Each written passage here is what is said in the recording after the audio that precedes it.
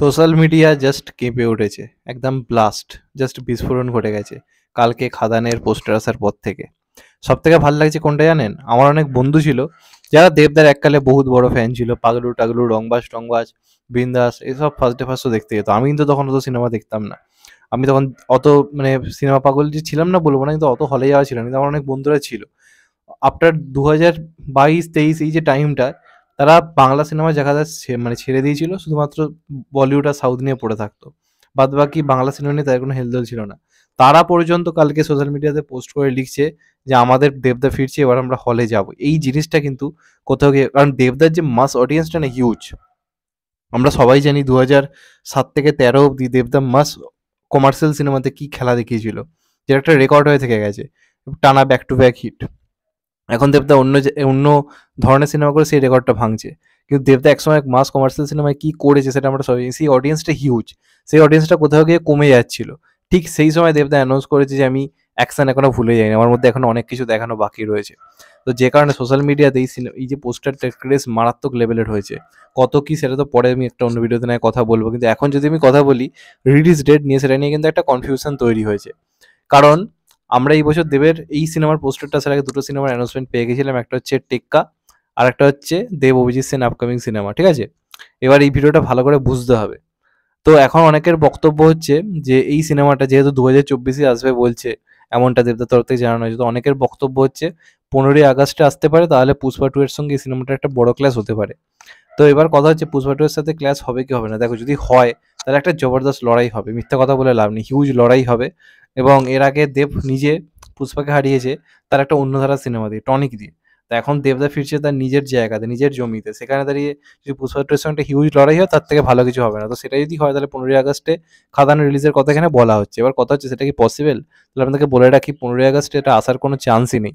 বা ঈদে, এই বছরের ঈদে অনেকে দেখছি বলছে ভিডিও করে, কোনোভাবেই চান্স নেই। তার পেছনে একটা কারণ হচ্ছে এটা দেবের 46তম সিনেমা ধরা হচ্ছে। আপনারা যদি দেখেন সুরিন্দর ফিল্মস বা দেব এন্টারটেনমেন্ট ভেঞ্চার্সের যে পোস্টটা, সেখানে দেখবেন হ্যাশট্যাগ দিয়ে লেখা রয়েছে দেব 46। এবার দেব 45 এর অ্যানাউন্সমেন্ট কিন্তু আগেই হয়ে গেছে। দেবের 45তম সিনেমা ঘোষণা করে দেওয়া হয়েছে কোনটাকে, টেক্কাকে। সেটা কবে আসছে? পুজোয়। তাহলে দেব 45 আসার আগে কখনো কি দেব 46 আসা কি পসিবল? পসিবল নয়। এবার এখানে একটা ব্যাপার রয়েছে। আমরা যদি দেখি দেব অভিজিৎ সেনের যে সিনেমাটা, সেটাকে আমরা দেব 46 ধরছিলাম, মানে ধরে নিয়েছিলাম এটাই দেবের 46তম সিনেমা হবে, ক্রিসমাসে আসবে, এমনটা ধরে নেওয়া হয়েছিল। এবং দেবদা নিজেও পোস্ট করে জানিয়ে দেয় সবকিছু ঠিক থাকলে ক্রিসমাসে এই তারিখে রিলিজ করবে, এরকমভাবে এটা ঘোষণা করে দেওয়া হয়। এবার দেখবেন ওখানে কিন্তু কোথাও এটা অ্যানাউন্স করা হয়নি যে দেব 47, মানে দেবের এটা 47তম সিনেমা, এরকমভাবে কিন্তু হ্যাশট্যাগ কিছু দেওয়া হয়নি। জাস্ট একটা পোস্ট করা হয়েছে এবং ওটার ক্ষেত্রে কোনো সিওরিটি বা কোনো পোস্টার অ্যানাউন্সমেন্ট কিছুই কিন্তু হয়নি।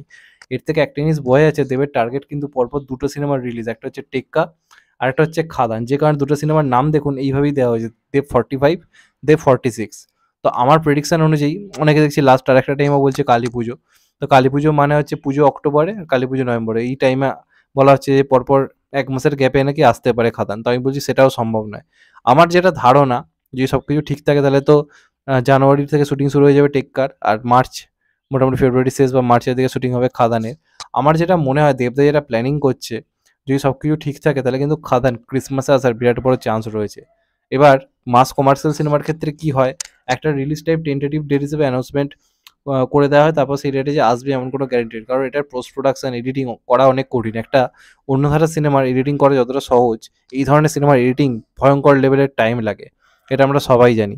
তো যে কারণে দেবদা মানে ওই যে সিনেমাটা দেব অভিজিৎ সেনের যে সিনেমাটা, সেটার কোনো নামকরণও করেনি দেব 46 বা দেব 47 বলে।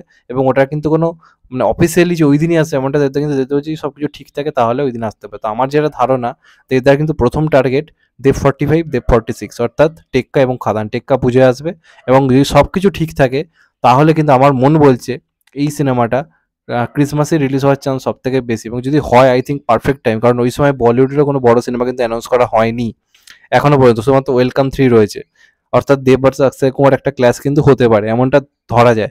এবং সেই ক্লাস আমার মনে হয় না খুব একটা চাপে মানে হবে বলে, কারণ এটা কোনো ডাঙ্কি বা সালার বা কোনো পাঠান বা জওয়ান কিন্তু নয়। ওয়েলকাম 3 আমি বলছি না খারাপ সিনেমা হবে, ওটার হয়তো হিট হবে বিরাট বড়, কিন্তু বাংলাতে বিরাট এফেক্ট ফেলতে পারবে না। কারণ বাংলাতে এফেক্ট পড়ে সাধারণত সালমান, আমির, শাহরুখ এদের সিনেমা এলে বা ঋত্বিকের সিনেমা এলে।